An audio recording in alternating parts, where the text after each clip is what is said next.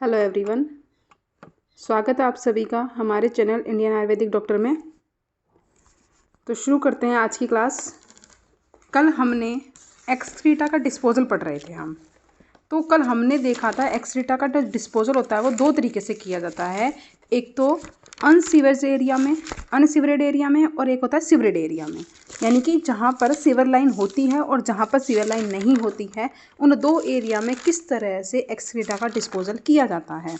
तो कल हमने बात की थी कि जो सीवेज एरिया होता है वहाँ पर किस तरह से होता है। आज हम बात कर रहे हैं, आज हमारा टॉपिक है जो एक्सक्रीटा का जो डिस्पोजल है, वो जो सीवरेड एरिया जो होता है, जहाँ पर सीवर लाइन उपस्थित होती है, जहाँ प्रेजेंट होती है, वहाँ पर एक्सक्रीटा का डिस्पोजल किस तरह से किया जाता है।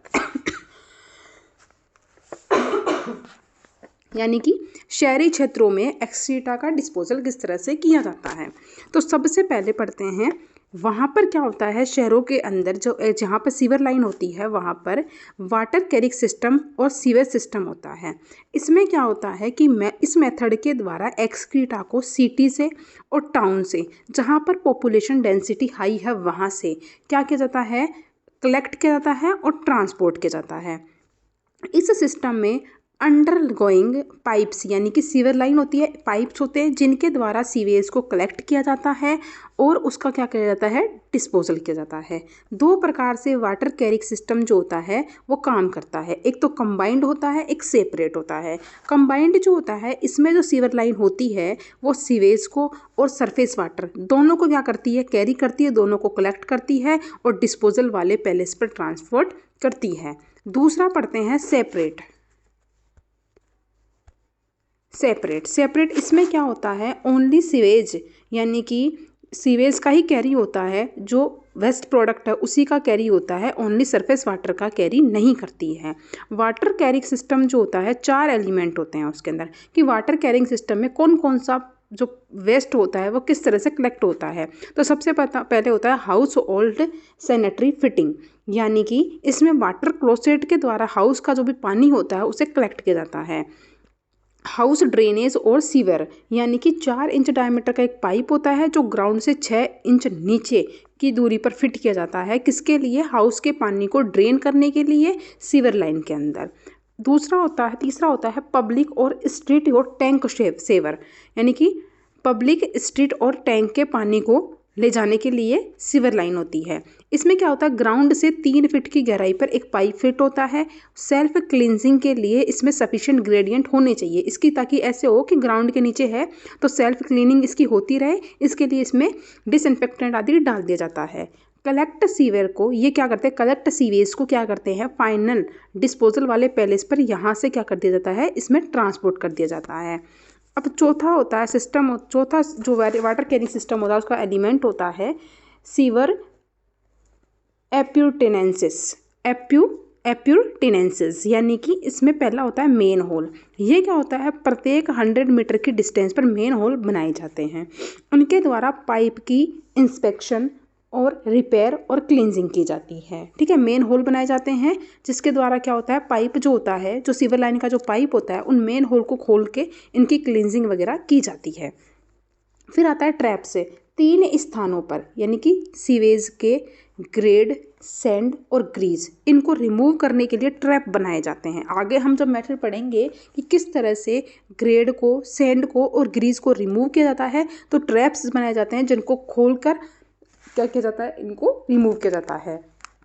तो इसके लिए under the base of water, basin water जो होता है, बेस वाटर जो होता है पृथ्वी का, उसके पानी के लिए क्या होता है, क्लोसेट होता है। हाउस का जो पानी होता है उसके house drain joint the public drain होता है। पब्लिक ड्रेन को और हाउस ड्रेन के पानी को वेस्ट को क्या करने के लिए, डिस्पोजल करने के लिए ड्रेनेज सिस्टम होता है। और सरफेस के पानी को enter the drain system, surface का पानी किस में एंटर करता है, ड्रेन सिस्टम में एंटर करता है। तो ये 3 तरह से क्या करता है, ट्रैप जो होता है इनको क्या करता है, पानी का ड्रेन करवाता है, यानी कि वेस्ट प्रोडक्ट का ड्रेन करवाता है। उसके बाद हम पढ़ते हैं सीवेज क्या होता है। सीवेज होता है कि इट इज़ ए वाटर, यानी कि waste water from a community, community का एक वेस्ट वाटर जिसके अंदर सॉलिड होगा, लिक्विड होगा, दोनों तरह के एक्सक्रीटा प्रेजेंट होते हैं, यह घरों से, गलियों से और फैक्ट्रियों से क्या होता है, कलेक्ट किया जाता है, निकलता है। फिर आता है स्लज। स्लज क्या होता है, वेस्ट वाटर जिसके अंदर ह्यूमन का एक्सक्रीटा नहीं होता। स्लज में ओनली वाटर होता है। ये पानी कौन सा होता है, वेस्ट पानी कौन सा होता है, जो किचन और बाथरूम से आता है वो स्लज होता है, जिसके अंदर एक्सक्रीटा होता है, पानी भी होता है, यानी वेस्ट पानी भी होता है, वो सीवेज होता है।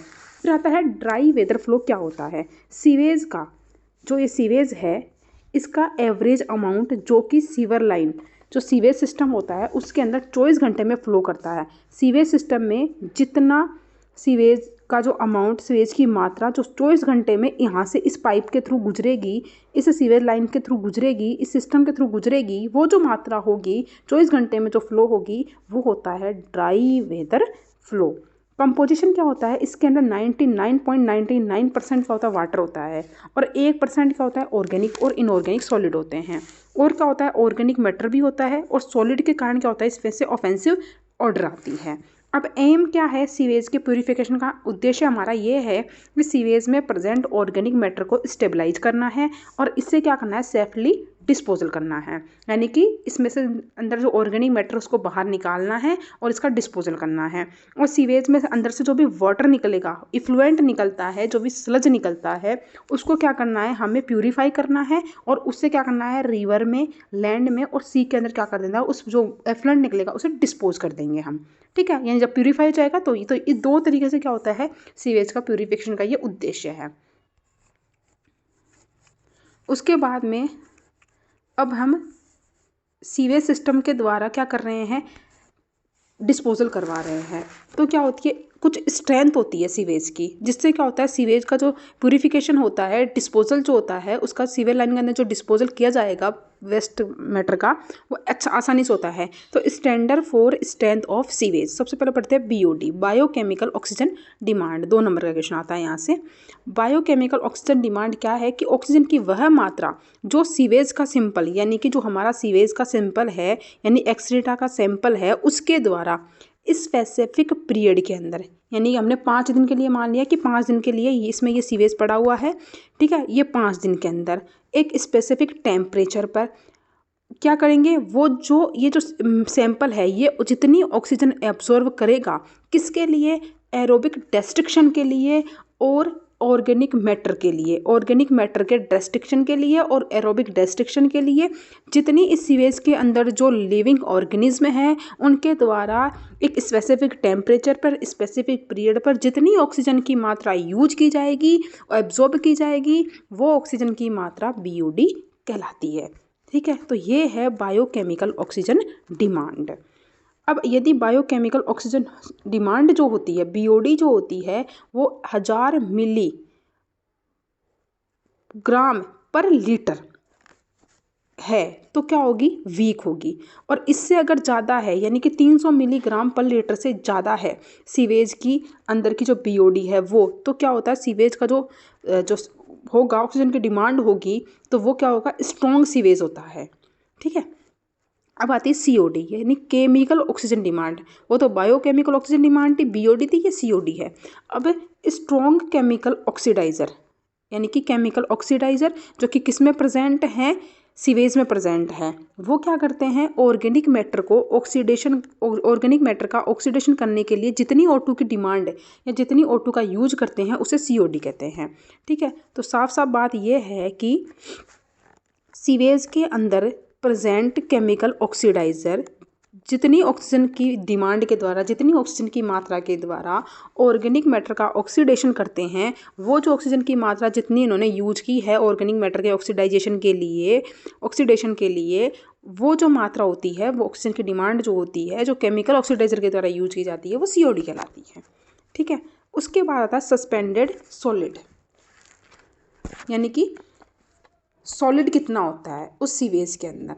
इन डोमेस्टिक सीवेज, जो डोमेस्टिक सीवेज होते हैं उनमें अमाउंट ऑफ सस्पेंडेड सॉलिड कितना होता है, जो सीवेज के अंदर जो ठोस होते हैं ना, मतलब अपशिष्ट मान लो, उनका अमाउंट होता है 100 से 500 ppm, यानी कि 100 से 500 mg पर लीटर, यानी 1 लीटर में 100 से 500 मिलीग्राम्स होते हैं। ठीक है, यदि 100 ppm से भी कम है तो सीवेज कैसा है, वीक है। अगर सस्पेंडेड सॉलिड जो होते हैं वो सीवेज में 100 ppm से कम होता है तो सीवेज जो होता है हमारा वीक होता है।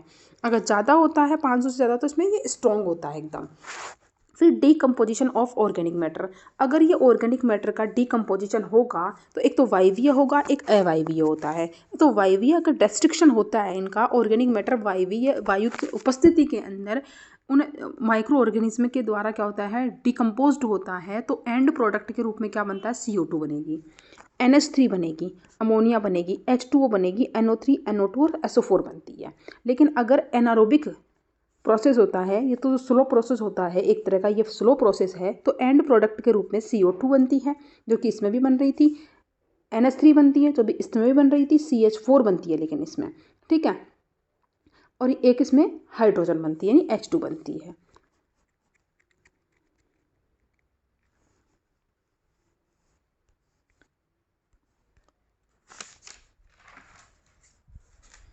उसके बाद अब इम्पोर्टेंट है मेथड और सीवेज का, मतलब सीवेज का मेथड यानी उसका ट्रीटमेंट किस तरह से करेंगे हम अब पढ़ते हैं। तो ये तो हमने बेसिक कंपोनेंट पढ़े थे उसके कुछ। अब है प्राइमरी ट्रीटमेंट, यानी कि इसमें एनारोबिक क्रियाएं कौन सी होगी, एनारोबिक होंगी।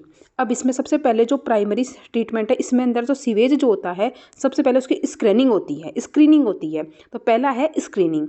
प्राइमरी ट्रीटमेंट चल रहा है, जब सीवेज का ट्रीटमेंट पढ़ा था तो 3 पढ़े थे, प्राइमरी था, सेकेंडरी था और एक अदर मेथड था। जब हमने आगे आगे पढ़ा था तो 3 पढ़ेंगे हम। तो सबसे पहला इसमें पढ़ रहे हैं प्राइमरी ट्रीटमेंट। प्राइमरी ट्रीटमेंट में पहला पढ़ रहे हैं स्क्रीनिंग, कि सीवेज की सबसे पहले क्या होती है, मेटल्स की स्क्रीन से गुजारा जाता है जो कि वर्टिकल होती है और 2 इंच की दूरी पर होती है। वर्टिकल होगी स्क्रीन होती है जो कि क्या होगी है, इनक्लिंड स्टील बार की बनी होती है। इंक्लाइंड स्टील बार की क्या होती है, बनी हुई होती है, स्क्रीनिंग होती है, मेटल की बनी हुई होती है, वर्टिकल होती है, 2 इंच की दूरी पर होती है, ठीक है। और उसमें से क्या होता है, सीवेज को गुजारा जाता है। ये क्या होता है, फ्लोटिंग ऑब्जेक्ट को अलग कर देता है। जो तैरने वाले सब्सटेंस होते हैं ना, वो पानी की सरफेस पे आ जाएंगे, जैसे लकड़ियाँ हल्की होती है, पाइप्स होते हैं और गार्बेज होता है, वो अलग ऊपर आ जाएंगे। और इन ऑब्जेक्ट को जो ऊपर तैरने वाला है, फ्लोटिंग ऑब्जेक्ट्स होते हैं, उनको टाइम टू टाइम रिमूव कर देंगे और एक ट्रेंच बनाएंगे, एक खुदाई करेंगे और क्या करेंगे, या फिर इनको जला देंगे या भूमि में दफना देंगे और इनको क्या कर देंगे, डिस्पोज कर देंगे, ठीक है। तो ये तो था। अब इसमें जो वेस्ट तो बचा ही है, जो पानी तो बचा ही है, सीवेज के अंदर स्लज तो है ही, उसका क्या करेंगे आगे देखते हैं। फिर अब पहले स्क्रीनिंग कर ली, अब उसके बाद इसको ग्रेट या फिर डिट्राइटस जो होती है उस चैम्बर में से गुजारा जाता है। ग्रेट या फिर डिट्राइटस चैम्बर से इसे गुजारा जाता है। अब ग्रेट चैम्बर जो होता है ये 10 से 20 मीटर लंबा होता है, एक छोटा चैम्बर होता है। इस चैम्बर में सीवेज की वेलोसिटी क्या होती है, जो सीवेज होता है हमारा उसकी वेलोसिटी 1 फुट पर सेकंड होती है। अब स्क्रीनिंग के बाद जो इसमें जब चैम्बर में एंटर करता है तो इस चैम्बर में, इसमें तो क्या हुआ, फ्लोटिंग वाले को अलग किया हमने। अब इसमें क्या करेंगे, जो हैवी सॉलिड्स होते हैं जैसे मिट्टी है, ग्रेवल्स हैं, वो नीचे क्या होंगे, बैठ जाएंगे, पेंदे में बैठ जाते हैं तल में। इस सॉलिड को क्या कर देंगे, टाइम टू टाइम रिमूव कर देंगे और इसको ट्रेंच के द्वारा डिस्पोजल कर देंगे। तो सबसे पहले मैं एक चीज़ बता दूं कि जो सीवेज हमने लिया तो इसकी प्राइमरी ट्रीटमेंट में सबसे पहले हमने क्या किया, स्क्रीनिंग के अंदर तो हमने फ्लोटिंग वाले को अलग किया। इसके अंदर क्या किया हमने, हैवी मेटल्स जो कि क्या कर रहे थे, बॉटम में बैठ रहे थे, उनको अलग किया। अब इसके बाद तीसरा कर रहे हैं, इसका प्राइमरी सेडिमेंटेशन करते हैं।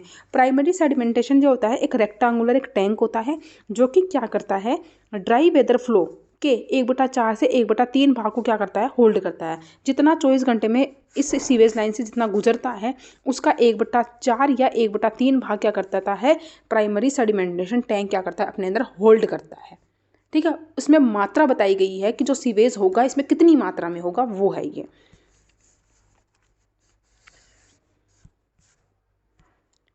उसके बाद पढ़ते हैं, अब इस चैम्बर में क्या होता है, सीवेज की वेलोसिटी जो होती है वो कितनी होती है, 1 से 2 फुट पर मिनट होती है, ठीक है। अब 50 से 70% सॉलिड जो होते हैं यहाँ सेडिमेंट हो जाते हैं, यानी कि फ्लोटिंग वाले फ्लोटिंग हो जाएंगे और हैवी होंगे वो तल में बैठ जाएंगे। जो ऑर्गेनिक मैटर यहाँ सेटल डाउन हो जाते हैं उसे स्लज कहते हैं। अब प्राइमरी सेडिमेंटेशन में जो नीचे बैठ गया है उसे स्लज कह रहे हैं, ठीक है, स्लज किसे कह रहे हैं, जो नीचे बैठ गया है उसे कहते हैं। और फैट और ग्रीस जो सरफेस पर आ जाते हैं वो स्कम बनाते हैं। स्लज और स्कम को दोनों को ऊपर से और नीचे से क्या करें, टाइम टू टाइम रिमूव कर देंगे।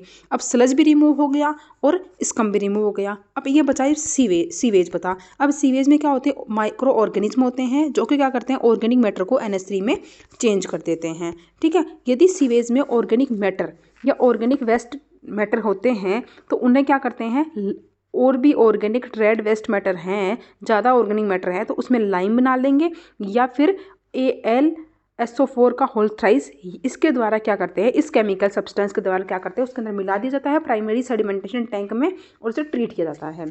तो अभी तक जितना पढ़ पाए हैं वो देखते हैं, एक बार डायग्राम से समझते हैं।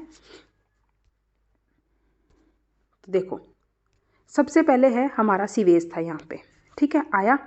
अब हमने इसे स्क्रीनिंग की, पहले स्क्रीनिंग के द्वारा तो हमने जो फ्लोटिंग सब्सटेंस थे उनको अलग किया। यहाँ पे फिर हमने ग्रेट चैम्बर इसमें डाला, ठीक है। इसमें क्या किया, जो हैवी थे उनको निकाला। अब यहाँ से ये स्लज आया, अब इसे प्राइमरी सेडिमेंटेशन टैंक में डाला।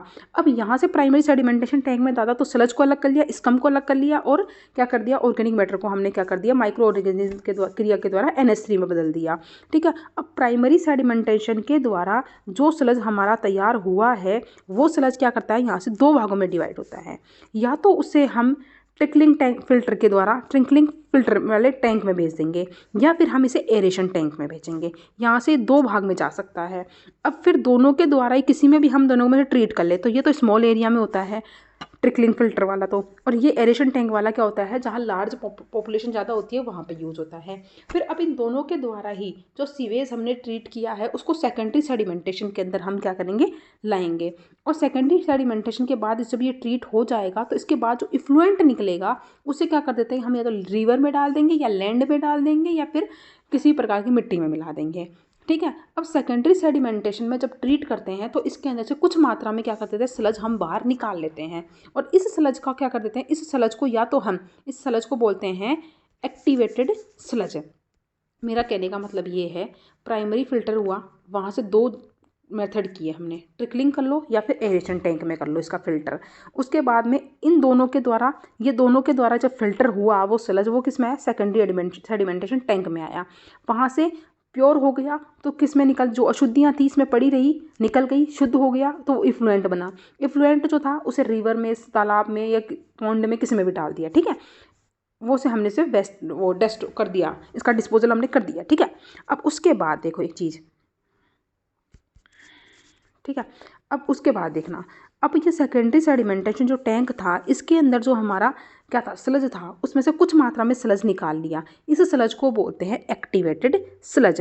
अब इस एक्टिवेटेड स्लज को कुछ मात्रा में तो प्राइमरी सेडिमेंटेशन टैंक में डाल दो और कुछ मात्रा में एरेशन टैंक में डाल दो। इससे क्या होगा, इस स्लज से क्या होगा कि ये जो होता है वो एक्टिवेटेड स्लज होता है, जो कि इनके अंदर जो होगी डिस्पोजल की प्रोसेस को तीव्र कर देता है, क्योंकि इसमें माइक्रो ऑर्गेनिज्म जो होते हैं यहाँ से निकले हुए स्लज में बहुत ज़्यादा होते हैं। एरोबिक और एनारोबिक जो होंगे उनके द्वारा माइक्रो ऑर्गेनिज्म क्या करते हैं, इसमें से ऑर्गेनिक मैटर और इनऑर्गेनिक मैटर को क्या करते हैं, डिकम्पोज करते हैं। तो ये जो एक्टिवेटेड स्लज होता है वो हाई रिच होता है, एकदम रिच होता है, किसमें, माइक्रो ऑर्गेनिज्म ज़्यादा होते हैं इस मात्रा में। ठीक है, और उसके बाद में ये जो स्लज है इसका क्या कर देंगे, तो जो इफ्लुएंट निकलेगा उससे क्या कर देंगे, डाइजेशन टैंक में भेजते हैं, फिर उसका सी में डिस्पोजल करते हैं, फिर उसका लैंड में डिस्पोजल करते हैं। जो सेकेंडरी सेडिमेंटेशन जो निकला जो स्लज है उसको क्या करते हैं, डाइजेशन करवाते हैं, उसका सी का डिस्पोजल कर देते हैं, यानी समुद्र में डाल देंगे या लैंड में डाल देंगे। तो ये था मॉडर्न सीवेज ट्रीटमेंट का प्लांट, यानी कि फ्लो डायग्राम। एक बार आगे पढ़ते हैं, अभी तक हमने कहाँ तक पढ़ा है, प्राइमरी सेडिमेंटेशन तक पढ़ा है। अब प्राइमरी सेडिमेंटेशन के बाद शुरू हो रहा है यहाँ से secondary sedimentation tank. Secondary sedimentation tank के लिए हम यहाँ तक आने के लिए पहले इस प्राइमरी वाले को क्या करेंगे, या तो ट्रिकलिंग फिल्टर में डालो या एरेशन टैंक में डालो। तो सबसे पहले पढ़ेंगे हम ट्रिकलिंग फिल्टर में क्या होता है, सेकेंडरी ट्रीटमेंट। ठीक है, सेकेंडरी ट्रीटमेंट में हमने पढ़ा, अब देखो प्राइमरी ट्रीटमेंट में हमने एक चीज़ पढ़ी कि उसमें एनारोबिक हो रहा था, जो भी क्रियाएं हो रही थी स्लज के साथ में वो एनारोबिक हो रही थी, लेकिन सेकेंडरी में जो हो रही है वो एरोबिक हो रही है। ठीक है, तो इसमें जो ऑर्गेनिक मैटर वो विघटित होगा वो ऑक्सीजन की प्रेजेंट में होगा, प्रेजेंस में एरोबिक रेस्ट्रिक्शन होगा। ठीक है, अब उसमें पढ़ते हैं। प्राइमरी सेडिमेंटेशन का द्वारा जो भी स्लज निकलेगा या जो भी इन्फ्लुएंट हम निकलेगा, उससे क्या करते हैं, उसमें क्या होती है, ऑर्गेनिक मैटर और लिविंग ऑर्गेनिज्म होते हैं, सबको पता है होते हैं। ठीक है, अब इसलिए इसको क्या होती है, सेकेंडरी ट्रीटमेंट की आवश्यकता होती है। अब हम सेकेंडरी ट्रीटमेंट अगर कर रहे हैं तो इसके दो मेथड होते हैं। मैंने बताया था ना कि दो जगह रास्ता जाएगा इसका, यहाँ से दो जगह रास्ता ये जाएगा कि पहला रास्ता तो उसका ये है कि ट्रिकलिंग फिल्टर मेथड यूज़ करते हैं, TFM मेथड यूज़ करते हैं, या फिर परक्लोटिंग मेथड यूज़ करते हैं, परकोलेटिंग मेथड यूज़ करते हैं। ठीक है, इसमें क्या होता है, ये एक क्रस्ट स्टोन का बना हुआ, इसके अंदर एक बेड होता है। ठीक है, ये डब्बा है, इसमें ये स्टोन के बना हुआ एक बेड होता है। ठीक है, इसके ऊपर क्या होती है, एक वाइटल लेयर होती है। ठीक है, बायोलॉजिकल लेयर, वाइटल लेयर, किस में पढ़ा था, स्लो सैंड फिल्ट्रेशन में पढ़ा था ना हमने, वो वाली लेयर। ठीक है, तो ये हो गई, इसके अंदर एक पत्थरों का क्या एक बेड बना हुआ है, इस बेड के ऊपर क्या होती है, एक वाइटल लेयर होती है, वही उनकी बनती है, एल्गी, फंजाई, प्रोटोजोआ, इनकी बनी हुई होती है। इसी के कारण क्या होता है, इसके अंदर क्या होती है, ट्रिकलिंग फिल्टर में फिल्ट्रेशन होता है। अब किस तरह से होता है देखते हैं। इसमें क्या होता है, क्रस्ट स्टोन का बना हुआ एक बेड होता है जो कि 4 से 8 फीट गहरा होता है। एक टैंक बता रहे हैं कि इसकी ये गहराई जो है ना, ये जो गहराई है ये बताइए ये तो। ठीक है, और 6 से 100 फीट डायमीटर का होता है, चौड़ाई है। साइज जो होती है इसकी पॉपुलेशन पर डिपेंड करती है। ठीक है, अब क्या होता है, इसमें रिवॉल्विंग डिवाइस के द्वारा क्या होती है, प्राइमरी सेडिमेंटेशन टैंक के द्वारा जो हमारे पास इफ्लुएंट आया है उसको क्या करेंगे, इस स्टोन बेड की सरफेस पर डाला जाएगा। स्टोन बेड की सरफेस पर क्या होती है, एल्गी, फंजाई, प्रोटोजोआ, ये क्या करते हैं, और बैक्टीरिया, ये क्या करते हैं, अपनी बायोलॉजिकल ग्रोथ करते हैं और एक लेयर बनाते हैं जिसे वाइटल लेयर या फिर जुगलियल लेयर कहते हैं। ठीक है, अब जब इस इफ्लुएंट को इस फिल्टर की जो स्टोन का हमारा बेड है उसके ऊपर इस वाइटल लेयर पर डाला जाएगा, तो फिल्टर बेड पर आता है, तब वाइटल लेयर के द्वारा क्या होगा, जो भी इसमें माइक्रो ऑर्गेनिज्म है, प्राइमरी सेडिमेंटेशन के द्वारा जो टैंक आया है, जो इफ्लुएंट आया है, जो भी इसमें माइक्रो ऑर्गेनिज्म है, जो भी इसमें अंदर ऑर्गेनिक मैटर है, वो ऑक्सीडाइज होगा। और बायोलॉजिकल फिल्टर होता है ये, एक मैकेनिकल फिल्टर नहीं होता है। इसमें क्या करता है, ऑक्सीडाइज सीवेज को, अब यहाँ पे ये सीवेज था, ऑक्सीडाइज हो गया। ठीक है, ये देखो, ये स्टोन, ये है, ये स्टोन की बनी हुई है। ठीक है, और ये इसके ऊपर क्या है, एक ये जुगलियल लेयर या हमारी वाइटल लेयर है। इसके ऊपर हमने प्राइमरी सेडिमेंटेशन टैंक के द्वारा या प्राइमरी ट्रीटमेंट के द्वारा आया हुआ इफ्लुएंट डाला। ठीक है, इफ्लुएंट क्या है वो मैंने बता दिया है। जब हम क्या करते हैं, उस सीवेज के अंदर से क्या क्या हटा लिया हमने, स्कम और स्लज हटा लिया, तो जो बचा हुआ जो वेस्ट मैटर है वो है। ठीक है, इसको डाला, इस पर क्या होगा, ये ऑक्सीडाइज होगा और नीचे के द्वारा ड्रेन पाइप के द्वारा क्या होगा, ड्रेन होगा। तो जो बनेगा ना वो होता है, अभी ऑक्सीडाइज होके ही तो नीचे जो वाला जो आया है वो ऑक्सीडाइज होके ही तो आया है ना, जो भी वेस्ट प्रोडक्ट हमारे पास आया है, तो वो जो होता है ना वो होता है ऑक्सीडाइज सीवेज। अब इसे क्या करेंगे, सेकेंडरी सेडिमेंटेशन टैंक में और ह्यूमस टैंक में डाला जाएगा। ठीक है, अब पढ़ते हैं। ठीक है, और यह स्मॉल टाउन में यूज होता है। ठीक है, जहाँ पे जनसंख्या कम है। अब पढ़ते हैं। अब मैंने एक चीज़ बताई थी, प्राइमरी टैंक सेडिमेंटेशन टैंक या प्राइमरी ट्रीटमेंट जब हमने किया तो 2 भाग किए हमने, ये 2 जगह किया हमने। जहाँ पॉपुलेशन कम है वहाँ डालो ट्रिकलिंग में, जहाँ ज़्यादा है वहाँ डालो एरिएशन के अंदर। ठीक है, कुछ भी कर लो, ये दोनों का ही जाएगा सेकेंडरी ट्रीटमेंट के लिए, सेकेंडरी सेडिमेंटेशन टैंक में जाएगा ये दोनों का। इसमें क्या होता है, एरेशन टैंक। इसमें क्या होता है, एरोशन टैंक में इस जो एरेशन टैंक है इसको इस प्रोसेस का हर्ट कहा जाता है। ये जो डिस्पोजल है, एक्सीटा का डिस्पोजल है, ये जो पूरा प्रोसेस का एक प्लांट है उसका हर्ट कहा जाता है। इसमें क्या होता है, प्राइमरी टैंक से आने वाले इफ्लुएंट को स्लज के साथ में मिक्स करके एरेशन टैंक में डाला जाता है। अब ये हमारा एरेशन टैंक है, ये हमारा प्राइमरी सेडिमेंटेशन टैंक के द्वारा आया हुआ इफ्लुएंट है। अब इसमें क्या करेंगे, ये तो इसमें तो कुछ अशुद्धियाँ कम थी। ठीक है, अब इसमें हम और अशुद्धियाँ मिलाएंगे। जो स्लज है हमारा, स्लज क्या पढ़ा हमने, स्लज हमने पढ़ा कि जिसके अंदर क्या होती है, वो पानी भी होता है यानी कि वेस्ट वाटर भी होता है, और उसमें के अंदर क्या होता है, जो स्लज में तो ओनली वाटर ही होता है, एक्सीटा नहीं होता। ठीक है, तो वो डाला जाता है, तो वो इसमें अलग से डाला, ये दोनों हमने डाला और अब इसके बाद में हम क्या कर रहे हैं, इसकी मिक्सिंग कर रहे हैं। मिक्स किया हमने, मिक्सर के एरिएशन टैंक में 6 से 8 घंटे का समय लगता है।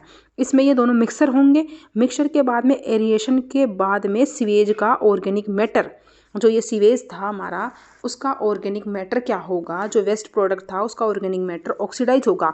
किस किस के अंदर ऑक्सीडाइज होगा, CO2 में, NH3 में, H2O में और एरोबिक। मैंने पीछे पढ़ाया कि एरोबिक और एनारोबिक दो होते हैं और क्या क्या प्रोडक्ट मिल रहा था वो पढ़ा था हमने, ठीक है। तो एरोबिक अगर होगा तो क्या बना, CO2 बनी, NH3 बनी और H2O बना। यह बिग सिटीज़ में यूज़ होता है। इसके बाद अब ये सीवेज हमारा तैयार हो गया है। अब इस सीवेज को क्या कर देते हैं, हम सेकेंडरी सेडिमेंटेशन के लिए भेज देते हैं। सेकेंडरी सेडिमेंटेशन अब पढ़ते हैं, ठीक है। ये हमारा सेकेंडरी ट्रीटमेंट था।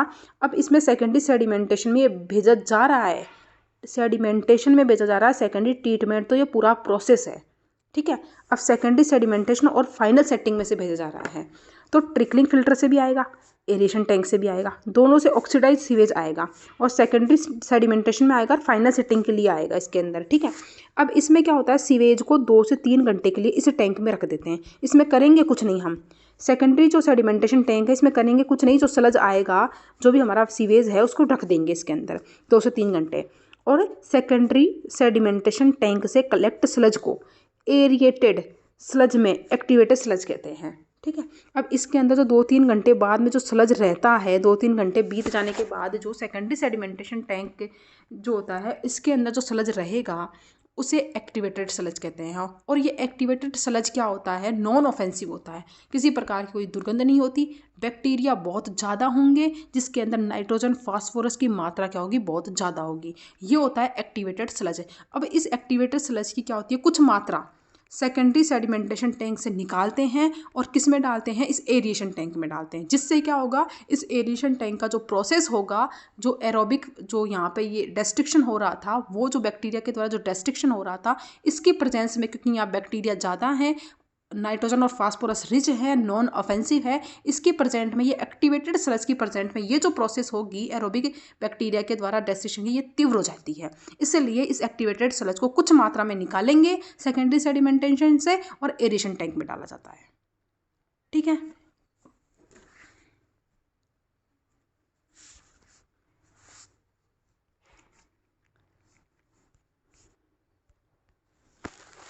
अब एक्टिवेटेड स्लज का कुछ पार्ट पुनः एरिएशन टैंक में डाला जाता है और एक्टिवेटेड स्लज प्रोसेस के लिए भेजा जाता है। इसे तथा रेस्ट पार्ट को, यानी बाकी का जो बचा पार्ट है, उसे स्लज के डाइजेशन टैंक के लिए भेजा जाता है। अब जो कुछ पार्ट बचा है थोड़ा सा निकाल लिया, जैसे जावण निकालते हैं ना वैसे, ठीक है।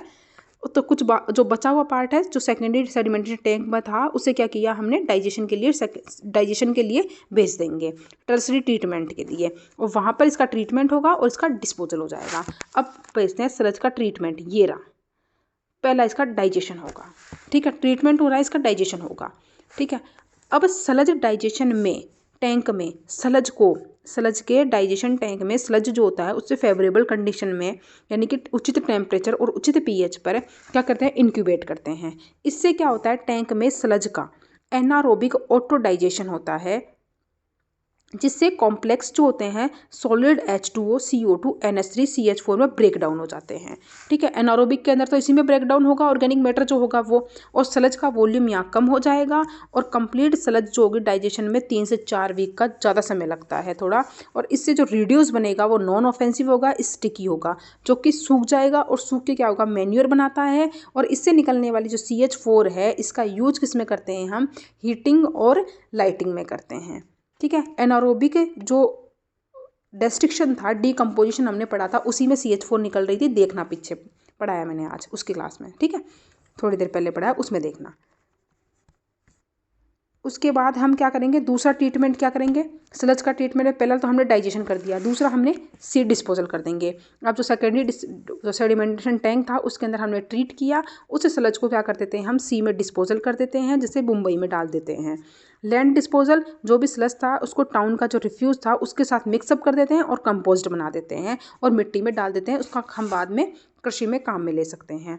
अब था डिस्पोजल ऑफ इफ्लुएंट, जो भी पानी बचा है, इफ्लुएंट तो बचा है, ये तो स्लज था, अब पानी जो बचा है उसका इफ्लुएंट जो बचा है, जो लिक्विड है उसका क्या करेंगे, उसका हम डाइल्यूशन करेंगे बाई डाइल्यूशन के द्वारा। अब इफ्लुएंट को रिवर के अंदर या वाटर स्ट्रीम में डिस्पोज किया जाता है जहाँ प्रेजेंट इम्प्योरिटीज़ और वाटर, जहाँ इस इफ्लुएंट में प्रेजेंट इम्प्योरिटीज़ वाटर में प्रेजेंट ऑक्सीजन के द्वारा ऑक्सीडाइज हो जाती है।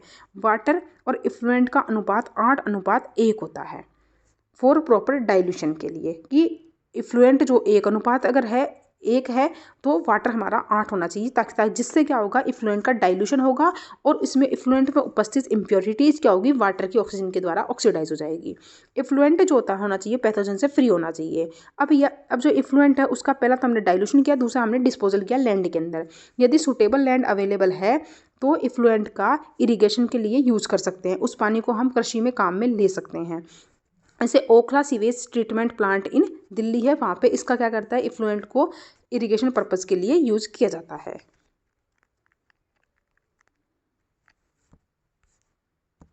उसके बाद पढ़ते हैं, ठीक है, तो पहला हमने प्राइमरी ट्रीटमेंट, सेकेंडरी ट्रीटमेंट, तो अब तीसरा पढ़ते हैं other method of sewage disposal. ये तो हमने पूरा ट्रीटमेंट का प्लांट पढ़ा था। अब कुछ ट्रीटमेंट जो दूसरा जो सीवेज का डिस्पोजल है वो किस तरह से करते हैं, अन्य मेथड कौन कौन से, सी आउटफ्लो, सीवेज का बिना किसी ट्रीटमेंट के, कोई ट्रीटमेंट नहीं करना है, सीधा क्या करना है, समुद्र में डाल देंगे उस कचरे को, ठीक है, डिस्पोजल को। और जैसे टाउन और सिटीज़ के अंदर, जैसे अरेबियन जो सी है इनके अंदर किया जाता है, मुंबई के अंदर किया जाता है, ये अच्छा मेथड नहीं है। दूसरा है रिवर आउटफॉल। इसमें क्या होता है, मोस्ट अनसैनिटरी मेथड है सीवेज डिस्पोजल का, जो कि रिवर जो होती है, नदियाँ जो होती है, उनके अंदर क्या कर देते हैं, जो वेस्ट प्रोडक्ट है हमारा सीवेज है उसको क्या कर देते हैं, डिस्पोजल कर देते हैं। फिर तीसरा है लैंड ट्रीटमेंट या सीवेज फार्मिंग या फिर ब्रॉड इरिगेशन।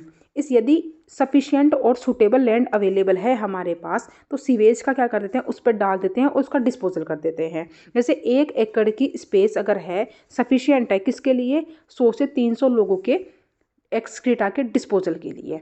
100 से 300 लोग अगर हैं तो उनके एक्सक्रीटा के डिस्पोजल के लिए 1 एकड़ की ज़मीन पर्याप्त है।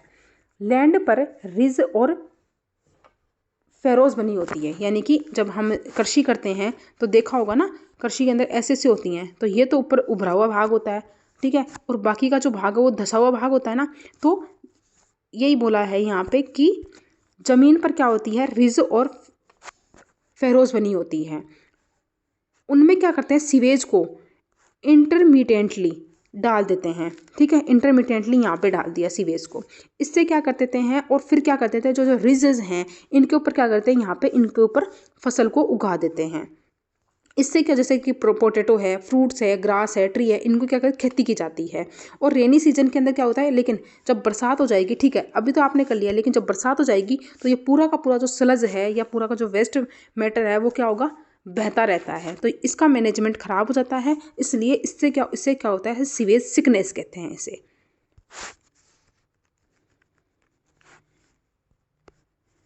फिर आता है ऑक्सीडेशन पॉन्ड या फिर रिडॉक्स पॉन्ड या फिर सीवेज लेग्यून्स या वेस्ट स्टेबलाइजेशन टैंक, यानी कि सीवेज को ओपन शैलो पूल, यानी कि छोटे छोटे तालाब बनाए हुए होते हैं पानी के, ठीक है, उनके अंदर डालते हैं। पूल होते हैं जो 3 से 5 फीट गहराई के होते हैं, इनलेट आउटलेट में डाला जाता है। यहाँ पर क्या होती है, एल्गी बैक्टीरिया और सनलाइट के द्वारा क्या होती है, जो ऑर्गेनिक मैटर होता है वो डिकेइंग हो जाता है, ठीक है, वो टूट जाता है और ऑर्गेनिक मैटर किसमें, CO2 NH3 और H2O में ऑक्सीडाइज हो जाएगा। और इससे प्राप्त जो इफ्लुएंट होगा हमारा निकलेगा, उससे क्या होगा, वेजिटेबल्स वगैरह और जो क्रॉप्स फसलें वगैरह होती हैं उनके लिए काम में ले लेंगे। फिर आता है ऑक्सीडेशन डिचेज एंड एरिएटेड लेग्यूम्स, यानी कि यह जो होता है वो लो कॉस्ट का ट्रीटमेंट मेथड होता है फॉर प्यूरिफिकेशन ऑफ स्लज के लिए। इसमें क्या करते हैं, 5,000 से 2,000 20,000 जो लोग होते हैं उनके लिए 22 एकड़ एरिया आवश्यक होता है, किसके लिए, उस सीवेज के ऑक्सीडेशन के लिए, और 2.5 एकड़ फॉर एरिएटेड लेग्यूम्स के लिए, यानी कि तालाब बनाए जाते हैं, इतनी ज़मीन पे तो तालाब बनाएंगे, ठीक है। फिर इस तालाब के अंदर क्या करते हैं, उस वेस्ट प्रोडक्ट को डाल देते हैं, जिससे वहाँ पे क्या होगी, वो सूर्य की प्रेजेंस में इन सब में क्या होगा, वो ऑक्सीडाइज होगा और गैसेस वगैरह बन जाएगी, और जो इफ्लुएंट बनेगा उसको हम कृषि में काम में ले लेंगे। तो यही मेथड था, तीसरा मेथड। तो आपका ये वेस्ट एक्सीडा डिस्पोजल कंप्लीट हुआ। अब शुरू करते हैं नेक्स्ट। चैप्टर है ऑक्यूपेशनल हेल्थ। वापस ज्वाइन करो क्लास डिस्कनेक्ट करके।